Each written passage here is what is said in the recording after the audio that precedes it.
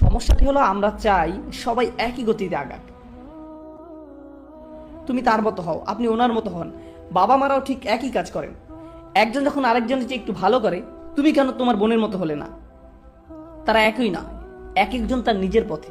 আপনি আল্লাহকে বলছেন পথ মিলিয়ে দিতে, আপনি মানুষকে পথ একত্র করার দিকে ডাকছেন, গন্তব্যের দিকে নয়। আল্লাহ পাক আমাদের শুধু পথে আসতে বলছেন, পথের এই যাত্রা উপভোগ করতে বলেছেন। অনেক মানুষ আমার কাছে এসে বলে, আমি কিভাবে আরবি দ্রুত শিখতে পারি, কিভাবে আমি পুরো কোরআন একেবারে শেষ করে ফেলতে পারি। আমি বলি, এত ব্যস্ততা কেন? আমি কি খুব শীঘ্রই মারা যাবেন? সময় আছে, ধৈর্য ধরুন। আল্লাহ পাক এটা দেখতে চান না যে কতটুকু আপনি জানেন, তিনি দেখতে চান আপনি সেই পথে আছেন কিনা। আর আপনি যখন পথে থাকবেন, কিভাবে জানবেন আপনি পথে আছেন? আশেপাশের দৃশ্যপট বদলায় পথে, তাই না? বদলায় যখন আপনার অগ্রগতি হয়। আল্লাহ পাক শুধু এটাই চান যে আপনি আগাচ্ছেন কিনা। তিনি শুধুই অগ্রগতি চান, পরিপূর্ণতা নয়। ওটা আশেপাশের মানুষ চায় আপনার কাছ থেকে, আল্লাহ পাক তা চান না। আল্লাহ পাক জানেন তিনি কাকে সৃষ্টি করেছেন। তিনি আমাদের বলেন না যে নির্ভুল হয়ে যেতে, তিনি চান আমাদের অগ্রগতি হোক, এতটুকুই তিনি চান। আল্লাহ পাক আমাদের দিনকে সহজ আর সুন্দর করেছেন, আর আমরা সেটাকে কঠোর আর কদর্য বানাই। আমরা মানুষকে ছোট করি কারণ তারা নির্ভুল নয়, আমরা তাদের ছোট করি কারণ তারা এখনো গন্তব্যে পৌঁছায়নি। সাহাবারা সর্বশ্রেষ্ঠ প্রজন্ম ছিলেন। হ্যাঁ, সর্বকালের সর্বশ্রেষ্ঠ প্রজন্ম ছিলেন তারা। তারা ইসলামের জন্য মরতেও প্রস্তুত ছিলেন, হ্যাঁ নাকি না? আল্লাহ পাক তাদের আয়াত পাঠিয়েছিলেন মদ্যপান নিয়ে সর্বমোট 3টি স্তরে। তারা এমন ছিলেন যে ইসলামের জন্য তারা মরতেও সদা প্রস্তুত। তবু আল্লাহ পাক প্রথমে বলেছেন মদ্যপানের খারাপ দিকগুলো ভালোর থেকে বেশি। এরপরে বললেন মদ্যপ অবস্থায় নামাজের কাছেও এসো না। এরপর সূরা মায়েদায় নাজিলের সময় অনুযায়ী একেবারে শেষ সূরাগুলোর মধ্যে একটি, সেখানে তিনি বললেন এটি শয়তানের সাহায্যকারী, তোমরা থামাও। তাহলে সাহাবারা যারা কিনা সেরা প্রজন্ম, আল্লাহ পাক তাদের থেকেও আশা করেননি যে তারা সাথে সাথে মদ্যপান ছেড়ে দিবেন। তিনি যদি চাইতেন তিনি একেবারে শুরুতেই এই আয়াত দিতে পারতেন। এখন দেখুন, মদ্যপান শুধু হারাম নয়, বরং এটি খুবই খারাপ অভ্যাস। এখানে পার্থক্য আছে। যেমন শুকর খারাপ কিছু নয়, কিন্তু এটি হারাম। আপনি শুকর দেখে বললেন আস্তাগফিরুল্লাহ, শয়তান। না না, এটি শুকর, না খেলেই চলবে। আল্লাহ পাক বানিয়েছেন, এটি খারাপ কিছু নয়। কিন্তু মদ্যপান এটি শুধু হারাম নয়, এটি একটি খারাপ অভ্যাসও বটে। সব সময় এটি শয়তানের সাহায্যকারী ছিল। কুরআন নাজিলের প্রথম বছরেও শয়তানের সাহায্যকারী ছিল, কুরআন নাজিলের 23তম বছরেও এটি শয়তানের সাহায্যকারী ছিল। কিন্তু এটি খারাপ হলেও আল্লাহ পাক সিদ্ধান্ত নিয়েছেন যে সাহাবারা ওই পথে যথেষ্ট আগায়নি, তাই তারা প্রস্তুত নয়, তারা আরেকটু আগাক। তাই প্রথমে বললেন যে খারাপ দিকগুলো ভালোর থেকে বেশি। এরপর আরেকটু আগানোর পর বললেন যে অন্তত ওই অবস্থায় নামাজে এসো না। তারপর একটা সময় পরে তিনি বললেন, হ্যাঁ এখন তোমরা প্রস্তুত, এখন থামো। সর্বশ্রেষ্ঠ প্রজন্মকেও আল্লাহ পাক সময় দিয়েছেন অনেক এই পথে অগ্রসরের জন্য। আর আমরা কি করি? আজকে যদি একজন মদ্যপ ব্যক্তি মসজিদে আসে, একেবারে মদ্যপ, কয়েকটি বিয়ার খেয়েছে সে, বেশ দূরে থেকেও আপনি গন্ধ পাচ্ছেন, এসে ঢুলতে ঢুলতে বললো আমি নামাজ পড়তে চাই, কি করবো আমরা তাকে নিয়ে? ঘাড় ধরে বের করে দিবেন। আর যখন বের করে দিলেন, এরপর সে কোথায় যাবে? আবার সেই বারে আবার মদ খেতেই যাবে। সে আল্লাহ পাকের ঘরে এসেছিল, সে আল্লাহর পথে অনেক বড় একটি পদক্ষেপ নিয়েছিল, আর আপনারা বললেন ফিরে যাও। এই পদক্ষেপ আমাদের জন্য যথেষ্ট নয়, ফিরে যাও। আল্লাহ পাক চান যেন এই পথে আপনি অগ্রসর হন, আর আপনাকে অন্যদেরকে সাহায্য করতে হবে এই পথে অগ্রসর হবার জন্য। হয়তো কেউ একটু বেশি সময় নেবে, আর কেউ কম সময় নেবে। আল্লাহ পাক আমাদেরকে উদাহরণ দিয়েছেন মাটিতে বীজ বপনের, তাই না? আপনাদেরকে বলি, গত 1 বছরে আমার লেকচারগুলোতে এই একই প্রশ্ন আমাকে প্রায় 1000 বার করা হয়েছে। একই প্রশ্ন আমাকে প্রায় 1000 বার করা হয়েছে। লোকজন আসে এবং বলে, ওস্তাদ আমার স্বামী নামাজ পড়ে না, আমার ছেলে নামাজ পড়ে না, আমার স্ত্রী নামাজ পড়ে না, আমার বোন একদমই সালাত আদায় করে না, আমার চাচা নামাজ আদায় করে না, আমার বাবা ঠিকমতো নামাজ আদায় করে না, আমি কিভাবে তাদের নামাজ পড়াতে পারি? এমন একটা কিছু বলুন যাতে তারা একদম একেবারে বদলে যায়। আমি তখন বলি, আচ্ছা দাঁড়ান, ভেবে দেখি। এমন কিছু আমার কাছে নেই। একজন কৃষক প্রথমে কি করেন? বীজ মাটিতে বপন করেন, এরপর পানি দেন, এরপর ঘুমাতে যান, উঠে দেখেন পরিষ্কার আছে কিনা, এরপর আবার পানি দেন, এরপর ঘুমাতে যান, আবার পরের দিন আবার দেখেন। পোকামাকড় থাকলে সরান, আল্লাহ পাকের কাছে দোয়া করেন। এত কিছু তিনি কেন করেন? কোনো অগ্রগতি কি তিনি দেখতে পান? না, যা হচ্ছে সব মাটির নিচে, সে নিজে কিছুই দেখতে পায় না। সে কি বলে যে এখনই ফসল ফলাতে হবে? বীজটা মাটি থেকে টেনে বের করে এরপর আবারও টানাটানি করে দেখি কিছু হয় কিনা। আল্লাহ পাক কোরআন নাজিলকে আকাশ থেকে পানি নেমে আসার সাথে তুলনা করেছেন। আর পানি যখন আসে, পৃথিবীতে জীবন কি সাথে সাথে শুরু হয় নাকি সময় লাগে? সময় লাগে। অনেকে তাদের জীবন খুবই দ্রুত পরিবর্তন করতে পেরেছেন, আবার অনেকের সময় লেগেছে। সময় লাগে। হযরত আবু বকর রাদিয়াল্লাহু তাআলা আনহু সাথে সাথে নিজেকে পরিবর্তন করতে পেরেছিলেন। তো অনেক সাহাবার সময় লেগেছে। ওমর বিন খাত্তাব প্রায় 5 বছর লেগেছে। আবু সুফিয়ান রাদিয়াল্লাহু তাআলা আনহু আরো বেশি। এক রাতেই সবকিছু হয়ে যায় না। মানুষ শুধু আবু বকর সিদ্দিক রাদিয়াল্লাহু তাআলা আনহু এর উদাহরণ দেয়, কিন্তু জানতে হবে যে আবু বকর সিদ্দিক রাদিয়াল্লাহু তাআলা আনহু অনেক বড় এক উদাহরণ, এমনকি সাহাবাদের মাঝেও অনেক বড় উদাহরণ। তাহলে আপনার কি হবে? মানুষ একেবারে সর্ববৃহৎ উদাহরণ আনে আর আপনার হতাশা জাগে। অথচ আরো হাজার হাজার সাহাবা রাদিয়াল্লাহু তাআলা আনহু রয়েছেন যারা আবু বকর সিদ্দিক রাদিয়াল্লাহু তাআলা আনহুর মতো একইভাবে একই পথে অগ্রসর হননি। তারা তাদের সময় নিয়েছেন। আল্লাহ পাক কিন্তু তাদের উপরও খুশি, তাদের উপরেও খুশি। মানুষকে ডাকুন প্রজ্ঞার সাথে, তাদেরকে শুনতে দিন, তাদেরকে বড় হবার সময় দিন, তাদেরকে শুনতে দিন। আমি ইংল্যান্ডে লেকচার দিচ্ছিলাম, শেষ হবার পর এক মহিলা এসে বলল, দয়া করে কাউকে কিছু বলবেন না, আমি একজন শিয়া। আমি আপনার লেকচার শুনছি 1 বছর ধরে, বেশ উপকৃত হয়েছি, কাউকে কিছু বলবেন না। কেন জানেন? কারণ ওটা ছিল বার্মিংহাম। আরেক লোক এসে বলল, ভাই আসসালামু আলাইকুম, ইনি আমার স্ত্রী, আমার সাথে আরো প্রায় 50 জন বন্ধু বান্ধব আছে এখানে, আমরা সবাই বাহাই ধর্মের, আমরা আপনার লেকচারগুলো শুনছি, দয়া করে কাউকে কিছু বলবেন না। আমি বললাম, রিল্যাক্স, স্বাগতম, শান্ত হয়ে বসুন। আমার তো এখানে কোনো দরকার নেই যে শিয়া বা বাহাই যিনি তার সাথে বিতর্কে জড়ানোর। কারণ কি? কারণ আমার একমাত্র উদ্দেশ্য হলো পানি মাটিতে পৌঁছানো, ওইটুকুই। বাকিটা কে করবে? বাকিটা করবেন আল্লাহ পাক। আমি আপনি আর কিছুই করব না। বাকিটা আল্লাহ পাকের উপর, তিনি কি করবেন। আমি আপনি আর কিছুই করব না। আমরা মানুষকে সুযোগ দেই না, ব্যস্ত হয়ে যাই তর্ক বিতর্ক করার জন্য, আর এটা ইসলাম থেকে তাদের দূরে সরিয়ে দিচ্ছে। এটা প্রজ্ঞা নয়, এটা প্রজ্ঞা নয়। আল্লাহ পাক বলছেন, আল্লাহর পথে ডাকো প্রজ্ঞার সাথে। এরপর তিনি বলেন, তাদের ডাকো সুন্দর হৃদয় করা উপদেশ দিয়ে। এমন উপদেশ দাও যা কিনা মানুষের মনকে স্পর্শ করে, মানুষের মন পর্যন্ত পৌঁছাবে।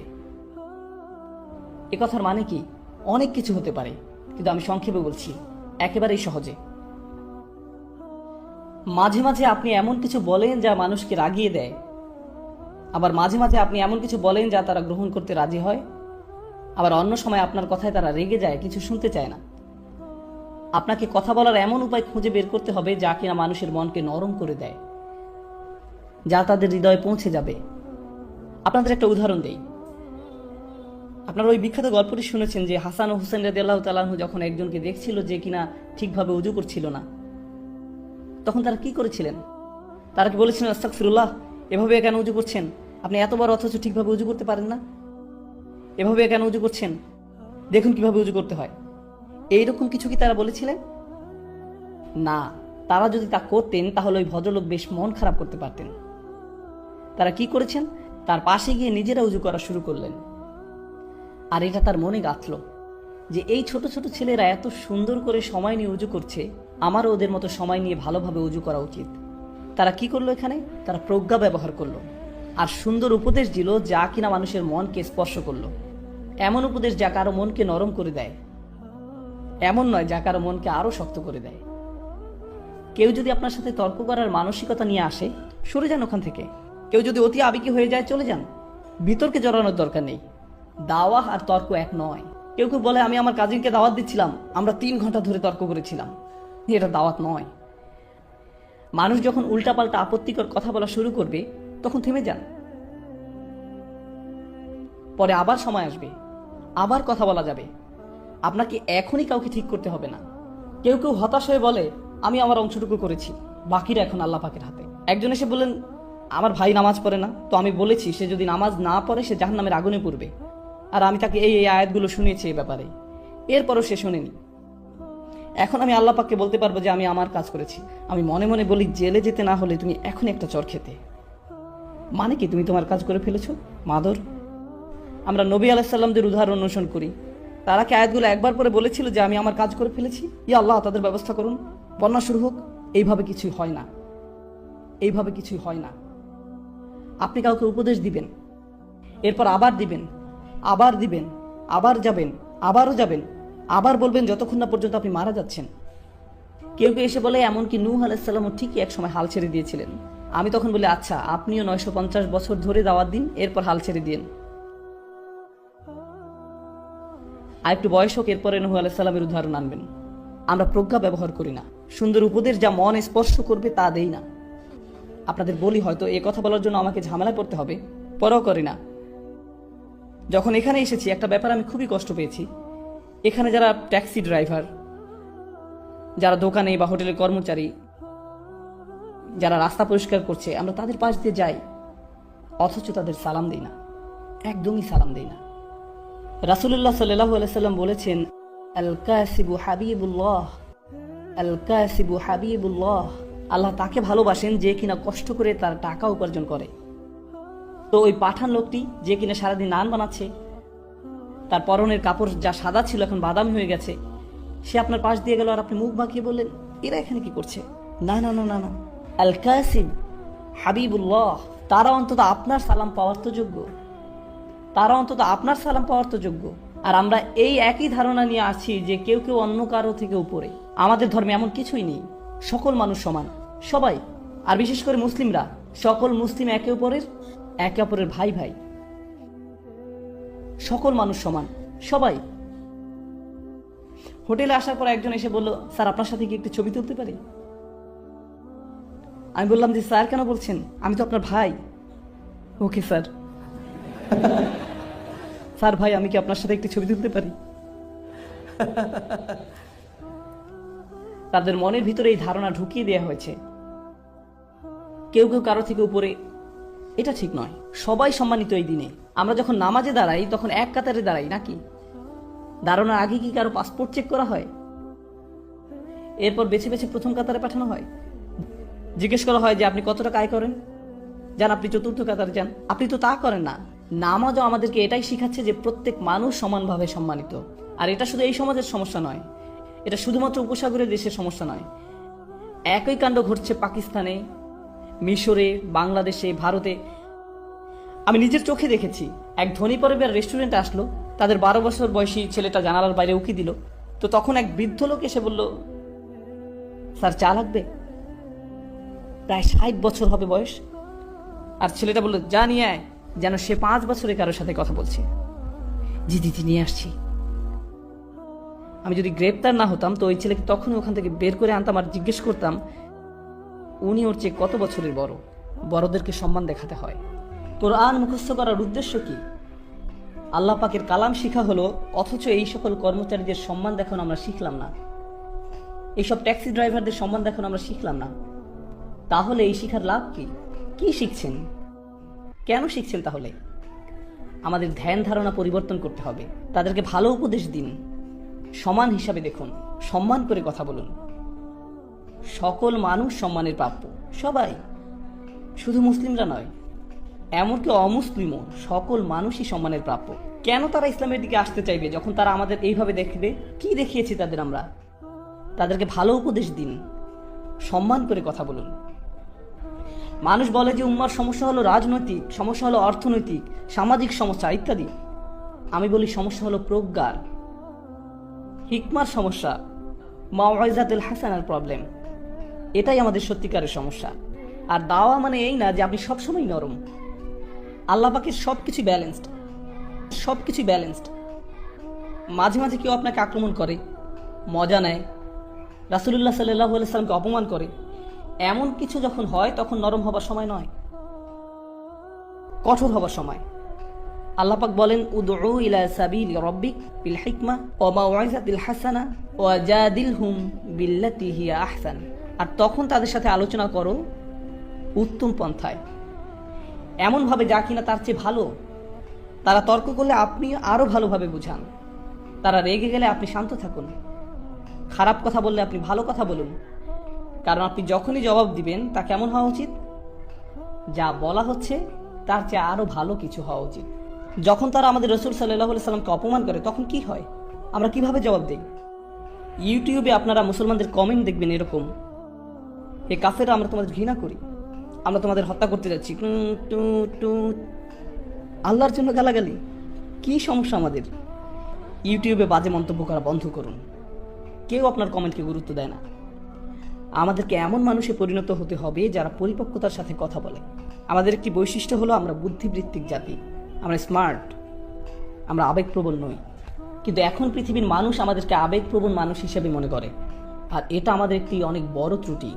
কারণ আমরা এখন আল্লাহর বই থেকে শিখিনি কিভাবে প্রজ্ঞার সাথে জবাব দিতে হয়। আমরা শুধু জানি কিভাবে আবেগপ্রবণ হয়ে জবাব দিতে হয়। আমাদের নিজেদের অবস্থান উন্নত করতে হবে এবং সুন্দরতম পন্থায় তাদের সাথে বিতর্ক করতে হবে। মানুষকে বিচক্ষণতার সাথে দাওয়াত দিতে হবে, কাউকে সাহায্য করা, উপদেশ দেয়া। জানেন এসব ক্ষেত্রে কি হয়? একটা খুব বড় সমস্যা দেখা দেয়। আমি যখন কাউকে উপদেশ দিচ্ছি, সমস্যা হলো মাঝে মাঝে আমি এটা ভেবে ফেলি যে আমি তার চেয়ে উত্তম, আমি ভাবি তার থেকে আমি ভালো, তাই তার আমার উপদেশের দরকার। আর এটা বেশ বড় সমস্যা, বিশেষ করে আপনি যখন উপদেশ দিতে অভ্যস্ত হয়ে পড়েন। আপনি যে ভেবে বসেন আপনি অন্যদের চেয়ে অনেক ভালো। শুনুন, আমার কাছে এই মাইক আছে, 18টা ক্যামেরাম্যান আমার দিকে ক্যামেরা তাক করে রেখেছে, কিন্তু এসবের কোনো মূল্য আমার কাছে নেই। আমি কোনো অংশে আপনাদের চেয়ে উত্তম নই, আর আপনিও আমার চেয়ে উত্তম নন।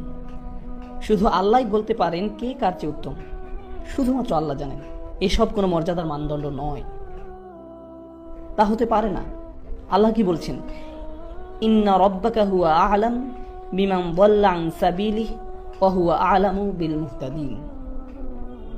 আপনার রব, তিনি একমাত্র জানেন কে পথ হারিয়েছে, কে পথভ্রষ্ট হয়েছে সঠিক পথ থেকে। আল্লাহ ভালো জানেন আমি বিপথে আছি না আপনি। আমি তো এটাও জানি না আমি নিজে সঠিক পথে আছি কিনা, এতটুকু জ্ঞান আমার নেই। আপনাকে পথ নির্দেশনা দেওয়ার আগে আমার বুঝতে হবে আল্লাহ একমাত্র জানেন আমার মর্যাদা কতটুকু। আল্লাহ একমাত্র জানেন আমার মর্যাদা কতটুকু, আমার আসল অবস্থান কোথায়। তো আমাকে আল্লাহর সামনে নত থাকতে হবে অন্য কাউকে উপদেশ দেওয়ার আগে। আমি কখনো বলি না সুবহানাল্লাহ, এই লোকগুলো পুরোপুরি বিভ্রান্তির মধ্যে আছে, আমার এদেরকে সাহায্য করতে হবে। এটা ভাববার আগে একটু থামুন, আমি তো নিজের অবস্থান কোথায় তাও জানি না। আর দ্বিতীয়ত, যখন কাউকে উপদেশ দিচ্ছেন অথচ তারা আপনার কথা শুনছে না, তারা সেভাবে পরিবর্তিত হচ্ছে না যেভাবে আপনি চাইছেন, তাদের কোনো রূপান্তর দেখা যাচ্ছে না, এর মানে কিন্তু এই না যে তারা পথভ্রষ্ট। হয়তো কোনো বীজ বেড়ে উঠছে কিন্তু আপনি তা দেখতে পাচ্ছেন না। তবে আল্লাহ জানেন ভিতরে কি হচ্ছে, আমরা শুধু জানি বাহিরে কি হচ্ছে। আর বাহিরেরটা দেখি আমরা অধৈর্য হয়ে পড়ি, আর ভিতরে কি হচ্ছে সে ব্যাপারে কোনো খেয়াল করি না। আর আপনাদের প্রতি এটা আমার শেষ মন্তব্য, এই কথা দিয়ে আজ শেষ করতে চাই, কারণ এটা এই উম্মতের সবচেয়ে গুরুত্বপূর্ণ সমস্যাগুলোর একটি। আজকের এই উম্মতের সবচেয়ে বড় সমস্যা হলো জ্ঞানের অভাব। এই অভাবের উপস্থিতি বোঝা যায় যখন আমরা বাহ্যিক দিক দেখে ব্যতিব্যস্ত হয়ে পড়ি, অথচ অন্তর্গত বিষয়গুলো নিয়ে ভাবি না। এমনকি ইসলামিক কর্মকাণ্ডেও না। একটা ছেলে খুব ভালো কারণ সে সম্পূর্ণ কোরআন মুখস্থ করে ফেলেছে, কিন্তু এটা তো বাহ্যিক বিষয়। একজন ভালো মানুষ সেই যার অনেক ইলম আছে, এটাও তো বাহ্যিক বিষয়, অন্তর্গত বিষয় নয়। আপনার অনেক ইলম থাকা সত্ত্বেও আপনি একজন জঘন্য মানুষ হতে পারেন, এটা সম্ভব, তাই না? আপনি হতে পারেন একজন হাফিজ, কিন্তু আল্লাহ আর রাসূলের ব্যাপারে আপনি এক বিন্দু পরোয়া করেন না। সম্ভব এটা? অবশ্যই। কেউ হাফিজ হলেই যে সে ভালো মানুষে পরিণত হয় এমনটা নয়। হিফজ খুবই গুরুত্বপূর্ণ, আমার সন্তানরাও হিফজ চর্চা করে, কিন্তু হিফজ এই সমীকরণের খুবই ক্ষুদ্র একটা অংশ। আমাদের আগে অন্তরের সমস্যা দূর করতে হবে, এটাই সবচেয়ে গুরুত্বপূর্ণ বিষয়। অন্য সবকিছুর চাইতেও এর গুরুত্ব বেশি। কিছু মানুষ বলে যতক্ষণ না তোমার অনেক ইলম অর্জন হবে তুমি আল্লাহর কাছে কিছুই না।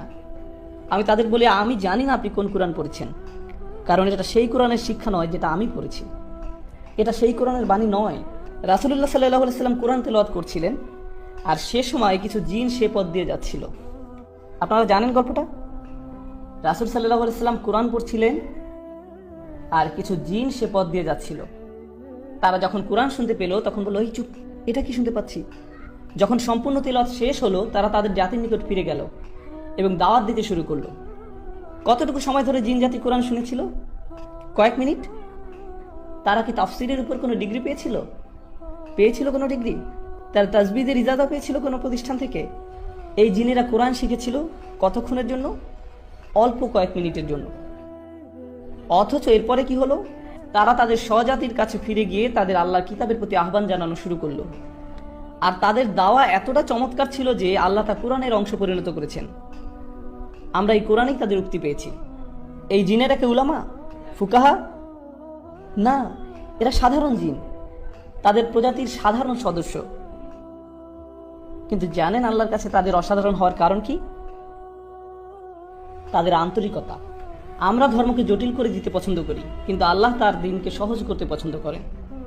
আল্লাহর দিন জটিলতা মুক্ত, সুন্দর, এটা সাদাসিধা, এতটা সাদাসিধা যে একজন জিনও সেটা বুঝতে পারেন। অথচ তাদের কোনো পিএইচডি ডিগ্রি নেই, তবুও তারা বুঝতে পেরেছেন। আমরা সহজকে জটিল বানাতে পছন্দ করি। আমরা ইসলামের সবকিছু শিখতে চাই জটিল উপায়ে, আর আল্লাহ তা শিখাতে চান সহজ সরল উপায়ে। এটাই আল্লাহর প্রজ্ঞা, সহজ করে দেয়া। আমরা জটিলতা তৈরি করি। কেউ কোরআন পড়ছে আর আমরা তাকে গিয়ে জিজ্ঞেস করি, আপনি কোথা থেকে ইজাজত পেয়েছেন? এটা কি হাফস আল আসিম নাকি ওয়ার্শ? আপনার তো কলকলা আরো লম্বা হওয়া উচিত ছিল। মাপ ঠিক করতে হবে। এরপর আপনি 3 বছর অতিবাহিত করবেন তাজবিদ শিখতে, অন্য সব কিছু বাদ দিয়ে। আপনি এই শিক্ষাকে কঠিন করেছেন। অতীতে কখনোই এমনটা হতো না, কখনোই না। আমরা দিন শিক্ষা কঠিন করে ফেলেছি। কেউ এসে বললো, আমি একজন মুসলিম। তাই নাকি? আপনি মুসলিম? আপনার আকিদা কি? আমার আকিদা, আমি একজন মুসলিম। কিন্তু আপনি কি বিশ্বাস করেন? লা ইলাহা ইল্লাল্লাহ। না, মানে আকিদার উপর কোন বইটা পড়েছেন? আমি তো কোনো আকিদার বই পড়িনি, আমি কেবল জানি আল্লাহ এক সত্তা। না ভাই, আপনার আকিদা শিখতে হবে, আপনাকে এর গভীরে যেতে হবে, গভীরভাবে বুঝতে হবে। থামুন, কিছুটা পিছের দিকে ফিরে যাই। ইব্রাহিম আলাইহিসসালাম, কোরআনে তার ব্যাপারে কি বলছে শুনুন। তা কি কঠিন নাকি সহজ? সহজ। অথচ আমরা কি পছন্দ করি? সবচেয়ে সহজ জিনিসটাকে কঠিন করে দেয়া। আমরা এটা করতে খুবই ভালোবাসি। আমি বলছি না যে আকিদা পড়বেন না। যারা তালাবুল ইলম, যারা মুতামাইয়িজ হবেন, যারা এইসব ক্ষেত্রে শিক্ষার্থী হবেন, অবশ্যই আপনারা এসব পড়বেন। কিন্তু সাধারণ মানুষদের ছেড়ে দিন, তাদের জন্য এসব সহজ করে দিন। কারণ ইব্রাহিম আলাইহিসসালাম দিনকে সহজ রেখেছিলেন, সালিহ আলাইহিসসালাম সহজ রেখেছিলেন, ঈসা আলাইহিসসালাম সহজ রেখেছিলেন আল্লাহর প্রেরিত মানবতার শ্রেষ্ঠ শিক্ষক, সবচাইতে সেরা শিক্ষক আমাদের নবীগণ। আর তাদের শ্রেষ্ঠ কথাগুলোই কোরআনে স্থান পেয়েছে। আপনি ঈমান শিক্ষা দেওয়ার জন্য আল্লাহর বইয়ের চেয়ে ভালো বই পাবেন না, তা সম্ভব নয়। অথচ আল্লাহ ইসলামকে সহজ রেখেছেন, আর আমরা কঠিন করে ফেলেছি। আল্লাহে আমরা তা করি। আমরা মানুষের প্রতি নির্দয়, অথচ আল্লাহ ক্ষমাশীল। একদম শেষে আমি যে ধারণা শেয়ার করতে চাই তা হলো, আমাদের কোনো ভারসাম্য নেই। আমরা যেভাবে ইসলামকে মানুষের সামনে তুলে ধরি, এতে করে মুসলিমদের জন্য ইসলাম পালন করা কষ্টকর হয়ে দাঁড়িয়েছে। অনেক মুসলিমের ধারণা তারা সব কাজেই আল্লাহর অবাধ্যতা করছে, আর আল্লাহ শুধু তাদের শাস্তি দিবেন। আল্লাহ সব সময় তাদের উপর রেগে আছেন। অথচ আল্লাহ নিজেই বলছেন, মা ইয়াফআলুল্লাহু বিআযাবিকুম। আল্লাহ তোমাদের শাস্তি দিয়ে কি করবেন? আল্লাহ আপনাদের শাস্তি দিতে চান না। আমাদের আবার এই দিনের রহমতের কথা প্রচার করতে হবে, এই কিতাবের রহমতের বাণী প্রচার করতে হবে, এই বৃষ্টির বর্ষণ হতে হবে। আবার বৃষ্টি আল্লাহ রহমতেরই এক নিদর্শন, তাই না? তাই কোরআন আল্লাহর প্রেরিত রহমত। শেষ বক্তব্য, কোরআন কিভাবে আমাদের জন্য রহমত সে ব্যাপারে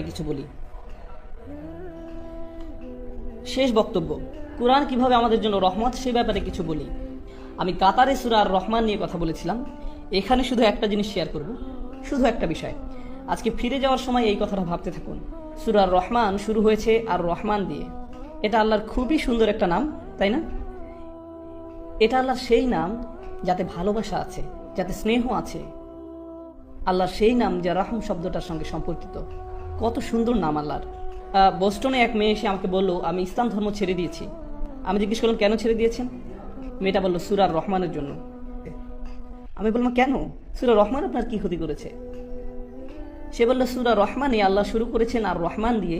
তিনি বলছেন তিনি ভালোবাসেন, প্রতিপালন করেন, ক্ষমা করেন। অথচ সূরার মাঝখানে তিনি দোজখ নিয়ে কথা বলতে শুরু করলেন। কিভাবে মানুষ সেখানে পুড়তে থাকবে, কিভাবে মানুষকে টর্চার করা হবে, কিভাবে আল্লাহ যিনি কিনা ভালোবাসাপূর্ণ রহমতদাতা, তিনি কিভাবে মানুষকে টর্চার করেন, তিনি কিভাবে এটা করতে পারেন। আর আমার তার সাথে দীর্ঘ কথোপকথন হয়েছে এই নিয়ে। আমি শুধু একটা কথা বলতে চাই, সূরা রহমানে জাহান্নামের যে বর্ণনা দেওয়া হয়েছে তার সম্পূর্ণ কোরআনের সবচেয়ে ভয়ঙ্কর বর্ণনাগুলোর একটি। এই বর্ণনা রেটেড, এতে থাকা গ্রাফিক শব্দের কারণে এবং অত্যাধিক ভয়ঙ্কর বিষয়বস্তুর জন্য। আপনি শুনতে পাবেন এখানে জীবন্ত মানুষকে গরম পানিতে ফুটানো হচ্ছে। যখন তাদের ফুটানো হচ্ছে, তারা অন্য পাশে থাকা আগুনের দিকে তাকিয়ে বলবে, বোধহয় আগুনে পোড়া এর থেকে ভালো। তারা ফুটানো পানি থেকে পালিয়ে আগুনের কাছে যাবে। আগুন তাদের পুড়িয়ে ফেলে তারা ফুটন্ত পানির দিকে তাকিয়ে বলবে, না, আমি ফুটন্ত পানিতে যাব। ও আল্লাহ, কি ভয়ঙ্কর! এই বর্ণনা শুনে আপনি কি ভয় পেয়েছেন, ভীত হয়েছেন একটু? কারণ আমি শুনে যথেষ্ট ভীত হয়েছি। আর যেই মাত্র আপনি ভয় পেলেন, আল্লাহ কি বলছেন, ওয়ালিমান খাফা মাকামা রাব্বিহি জান্নাতান, যে তার রবের সামনে দাঁড়াতে ভয় করলো তাকে 2টি জান্নাত দেওয়া হবে। আপনাকে ভয় দেখানোর মূল উদ্দেশ্য ছিল নিশ্চিতভাবে আপনাকে জান্নাত প্রদান করা। এটাই ছিল মূল উদ্দেশ্য। তিনি আপনাকে ভয় দেখালেন আর তারপর বললেন, ভয় পেয়েছো, আচ্ছা তোমার জন্য 2টি জান্নাত। সুবহানাল্লাহ। যখন তিনি আপনাকে ভয় দেখান, এর বদলে ভালো কিছু উপহার দিলেন। আল্লাহ হলেন এমন, কিন্তু আমরা এমন না। আমরা শুধু মানুষকে ভয় দেখাতে ভালোবাসি, মানুষকে নেতিবাচক কথা বলতে পছন্দ করি। এই সময়টা এই উম্মতের জন্য এক বিষণ্ণ সময়। এই উম্মতের এখন প্রয়োজন ইতিবাচক বার্তা, আর এর জন্য আল্লাহর কিতাবের চেয়ে ভালো বার্তা নেই। যা শুরু হয়েছে আলহামদুলিল্লাহ বলে। এই শব্দ আলহামদুলিল্লাহ এর মানে হলো আমরা আল্লাহর প্রতি কৃতজ্ঞ, আমরা আল্লাহর সমাদর করি সবকিছুর জন্য। সময় যতই খারাপ থাকুক না কেন, আমরা ইতিবাচক থাকবো, কারণ প্রত্যেক নামাজ আমরা শুরু করি আলহামদুলিল্লাহ বলে, যার মানে হলো আমাদের অবশ্যই ইতিবাচক হতে হবে। আমরা বিষণ্ণ হলে চলবে না, নেতিবাচক হলে চলবে না, রাগান্বিত হলে চলবে না, জাজমেন্টাল হলে চলবে না। আমাদের কৃতজ্ঞ এবং ইতিবাচক হতে হবে। এটাই আল্লাহর কিতাবের বার্তা। আমাদের এই জ্ঞানকে মনে ধারণ করতে হবে। আমি দোয়া করি আল্লাহ আজ্জা ওয়া জাল্লা আমাদের উপকৃত হওয়ার এবং অন্যদের উপকার করার ক্ষমতা দিন।